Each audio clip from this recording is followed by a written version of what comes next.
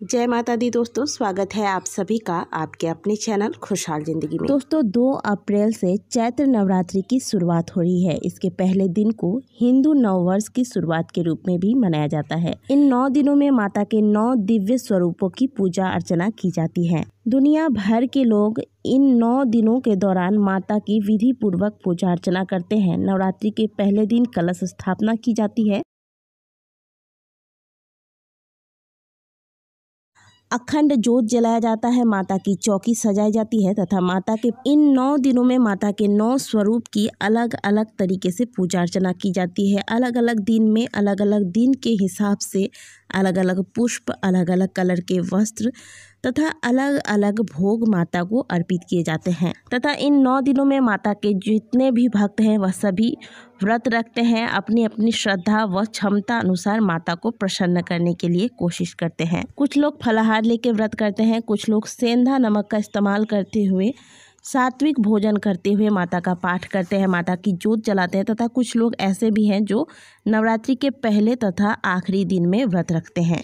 जैसा कि आपने सुना होगा कि यथा शक्ति तथा भक्ति, तो इन 9 दिनों में अपने विचार को शुद्ध रख के माता के जो भक्त हैं वह जितना उनसे सामर्थ्य हो पाता है उतनी माता की भक्ति में लीन होते हैं, माता की पूजा अर्चना करते हैं, माता की सेवा करते हैं। लेकिन चाहे आप व्रत रखें या ना रखें, कुछ ज़रूरी चीज़ें हैं जो आपको नवरात्रि के 9 दिनों के अंदर अवश्य करनी चाहिए, जिन्हें अगर आप करते हैं तो माता की विशेष कृपा आपको प्राप्त होती है।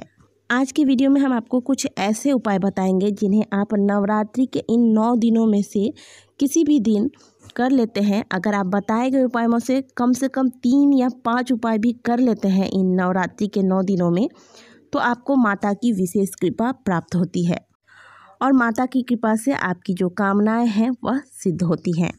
जितने भी उपाय हम आपको आज बताने वाले हैं ये सभी शास्त्रगत उपाय हैं और जिन भी लोगों ने इन उपायों को आज तक नवरात्रि के दौरान किया है उन्हें अपने जीवन में कुछ न कुछ अच्छा परिवर्तन देखने को अवश्य प्राप्त हुआ है। तो चलिए जानते हैं इन उपायों को। सबसे पहला उपाय, नवरात्रि के इन 9 दिनों में से किसी भी एक दिन आप जिस भी शहर में रहते हैं, अगर वहाँ माता की कोई शक्ति पीठ स्थापित है तो आप वहाँ जाएं और अगर ऐसी कोई जगह आपके आसपास नहीं है तो आपके शहर में, आपके गांव में जो माता का सबसे प्रसिद्ध मंदिर होगा उस मंदिर में जाएं और उस मंदिर में जाकर आप माता के नाम का झंडा लगवाएं। झंडा यानी कि बहुत से लोग इसे पताका भी कहते हैं। तो यह झंडा अगर आप स्वयं से बना सकते हैं तो बहुत अच्छा होता है। अगर आप नहीं बना सकते तो फिर इन दिनों आपको नवरात्रि के दौरान बाजारों में बहुत ही आसानी से यह झंडा प्राप्त हो जाएगा। तो यह झंडा आपको माता के मंदिर में जाके लगाना है। इससे क्या होता है, इससे आपका यश बढ़ेगा। चैत्र नवरात्रि में नीम के पत्तों की विशेष महत्वता होती है।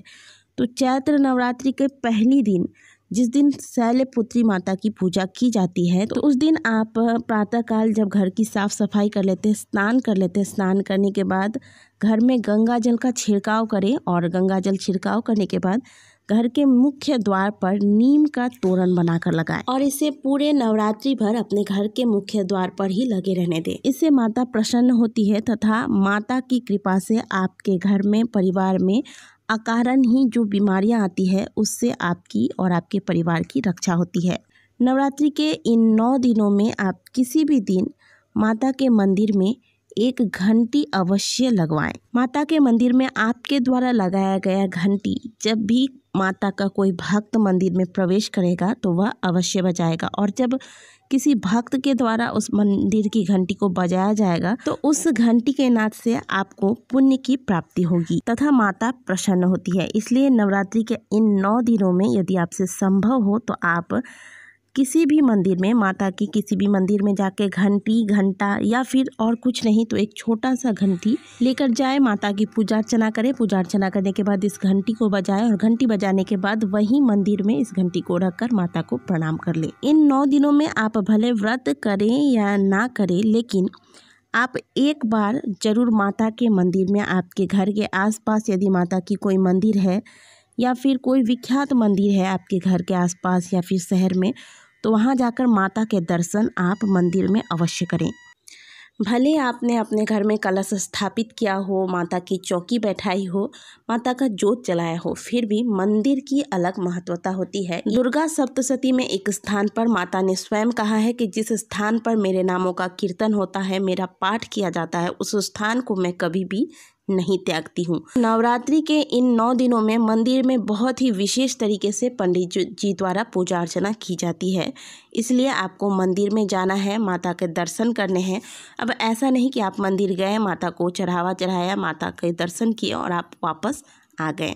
यह 9 दिन माता को प्रसन्न करने के लिए बहुत ही महत्वपूर्ण होता है, इसलिए जब आप मंदिर जाएं, माता की दर्शन करें। माता के दर्शन आप माता के चरणों से शुरू होकर फिर आप माता के मुख का दर्शन करें, यानी कि आप पहले माता के चरणों के दर्शन करें, फिर धीरे धीरे करके आप माता के मुख तक जाएं। इसके बाद आप अपने नेत्र बंद करें और वहीं मंदिर में कहीं बैठकर माता के चालीसा का पाठ करें, माता के मंत्रों का जाप करें। इस प्रकार से आप थोड़ा समय माता के मंदिर में इन 9 दिनों में से किसी भी एक दिन अवश्य बिताएं। इससे माता की विशेष कृपा आपको प्राप्त होगी। इन 9 दिनों में से यदि किसी भी दिन आपके द्वारा संभव होता है तो आप माता के मंदिर में जाकर माता के मंदिर की साफ सफाई खुद से करें, और अगर ऐसा नहीं हो पाता है तो आप माता के मंदिर में एक झाड़ू का दान करें। एक बात का ध्यान रखें कि झाड़ू आपको घर से लेकर नहीं जाना है। झाड़ू लक्ष्मी का स्वरूप होता है, इसलिए जब आप मंदिर जा रहे होते हैं उसी वक्त वहाँ से झाड़ू खरीद लें रास्ते में, और फिर वह झाड़ू आप मंदिर की जो साफ सफाई करते हैं उनको बुलाकर दे दें। आपको यह चीज़ किसी को दिखा कर नहीं करना है, या तो आप मंदिर में कहीं रख दें या फिर जो लोग साफ़ सफाई करते हैं उनको बुलाकर चुपके से आप यह झाड़ू दे दें। छाया दान, यह तो आप पूरे साल में यूँ तो कभी भी कर सकते हैं। शनिवार के दिन, अमावस्या के दिन, पूर्णिमा के दिन, या कुछ खास दिन होते हैं, और शनि अमावस्या के दिन भी विशेष तौर पर छायादान किया जाता है। लेकिन नवरात्रि के ये 9 दिन बहुत ही खास होते हैं और ये 9 देवियाँ 9 ग्रहों को नियंत्रित करती हैं। तो ऐसे में अगर आप नवरात्रि के दौरान छाया दान करते हैं तो आपकी शनि संबंधी समस्या तो समाप्त होती ही है, साथ ही आपके जीवन में धन रूपी जो समस्याएं हैं, धन संबंधी जो समस्याएं हैं, वह भी समाप्त होती है। तो इसके लिए आपको क्या करना है, आपको पीपल वृक्ष के पास जाना है। एक तांबे के पात्र में सरसों का तेल भर ले, एक सिक्का उसमें डाल दें और फिर अपनी छाया उसमें देखें, यानी कि अपनी परछाई उस पात्र में तेल में आपको देखना है। अच्छे से आपको अपने नाक मुंह सब देखने के बाद आपकी जो भी परेशानियां हैं उन परेशानियों का स्मरण करते हुए शनि महाराज से इन परेशानियों को समाप्त करने के लिए प्रार्थना करें, और इसके बाद आपको पीपल के वृक्ष की 7 बार परिक्रमा लगानी है। परिक्रमा लगाने के बाद इस तेल को आप या तो शनि मंदिर में कहीं दान दे दें, या फिर इसी पीपल के वृक्ष के पास रख के सीधे आपको घर आ जाना है।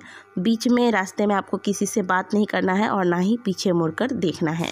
नवरात्रि के इन 9 दिनों में आपको पीपल के वृक्ष अवश्य लगाने चाहिए। हमारे हिंदू धर्म में, हमारे ग्रंथों में पीपल वृक्ष की बहुत अधिक महत्वता बताई गई है। गीता में तो स्वयं भगवान श्री कृष्ण ने कहा है कि वृक्षों में मैं पीपल हूँ। कहा जाता है कि आपके द्वारा लगाए गए पीपल के वृक्ष में जब भी कोई व्यक्ति आकर जल अर्पित करता है, पूजा अर्चना करता है, या फिर कोई भी व्यक्ति उसकी ठंडी छांव के तले बैठता है, या फिर पीपल के वृक्ष पर कोई पंछी आकर बैठता है, घोंसला बनाता है, वहाँ भोजन करता है, तो इसका सारा पुण्य उस पीपल वृक्ष को लगाने वाले व्यक्ति को जाता है। साथ ही इससे पितृ भी प्रसन्न होते हैं। पीपल वृक्ष लगाते वक्त हमेशा इस बात का ध्यान रखें कि जहां आप पीपल वृक्ष लगा रहे हैं वहां से इसे दोबारा काटने या उखाड़ने की नौबत ना आए।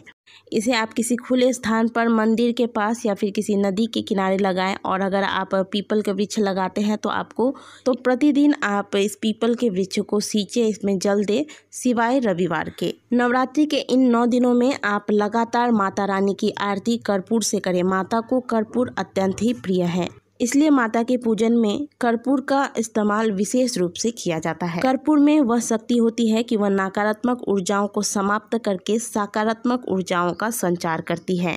माता की आरती करते वक्त कर्पूर में आप 1 जोड़ा लौंग का अवश्य डाल दें, और आरती के बाद इस आरती को पूरे घर में घुमाएं। इससे आपके घर की जो भी नकारात्मकता है वह सभी समाप्त हो जाएगी। और कर्पूर के गुणों को तो हमारे साइंस ने भी माना है। साइंस भी इस बात को मानती है कि कर्पूर में वह गुण होता है कि वह हमारे आसपास के छोटे छोटे कीटाणुओं जिन्हें हम देख भी नहीं सकते उन्हें समाप्त करते हैं। नवरात्रि में अगर आप कन्या भोजन कराते हैं तो यह बहुत ही अच्छी बात है, लेकिन अगर आप नहीं कराते हैं तो इन 9 दिनों में से किसी भी दिन आप अपने घर में 3 कन्याओं को बुलाएं। ऐसा नहीं है कि मैंने 3 बोला है तो आपको 3 ही बुलाना है। आप अगर ज़्यादा कन्याओं को बुला सकते हैं तो ज़्यादा को भी बुलाएं। बहुत जगहों पे तो कन्याएं ही नहीं मिलती है कि उन्हें भोजन कराया जाए। तो अगर आपको एक भी कन्या मिलती है तो उन्हें घर पे बुलाएं, उन्हें खीर बनाकर खिलाएं और अगर संभव हो तो कुछ ना कुछ दक्षिणा इन्हें उपहार के स्वरूप अवश्य दें। इससे माता की विशेष कृपा आपको प्राप्त होगी और माता की कृपा से आपके जीवन की समस्याएं जो है वह धीरे धीरे समाप्त होंगी। तो दोस्तों, नवरात्रि के इन 9 दिनों में भले आपने व्रत किया हो ना किया हो, जोत जलाया हो ना जलाया हो,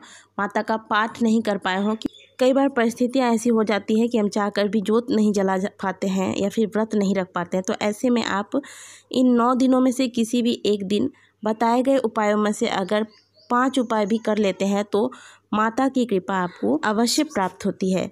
आशा है कि आज की दी गई जानकारी आपको अच्छी लगी होगी। वीडियो अच्छी लगी है तो वीडियो को लाइक करें, कमेंट बॉक्स में जय माता दी अवश्य लिखें। मिलते हैं आपसे अगले वीडियो में, तब तक के लिए ओम नमः शिवाय, जय माता दी।